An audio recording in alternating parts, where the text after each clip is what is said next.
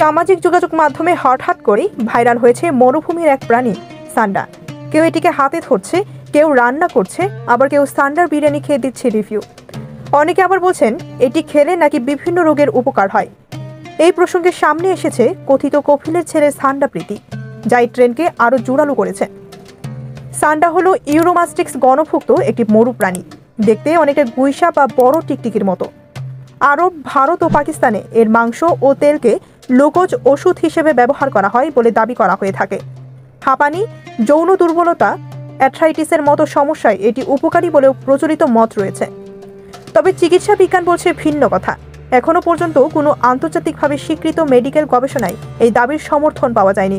বরং সান্ডার মাংস ও তেল খেলে অ্যালার্জি, বমি, ডায়রিয়া, রক্তচাপ ওঠানামার মতো পার্শ্ব প্রতিক্রিয়া দেখা দিতে পারে। তাছাড়া অপরিচ্ছন্ন বা ভুলভাবে সংরক্ষিত হলে এটি মারাত্মক স্বাস্থ্য ঝুঁকি তৈরি করতে পারে।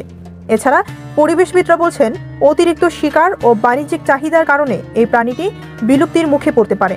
অনেক দেশে এটি শিকার করা বা বিক্রি করা আইনত দণ্ডনীয়। বিশেষজ্ঞদের পরামর্শ শুধু লোককথা শুনে নয়, বরং তথ্য যাচাই করে চিকিৎসকের পরামর্শ নিয়ে যে কোনো খাবার বা ওষুধ গ্রহণ করা উচিত।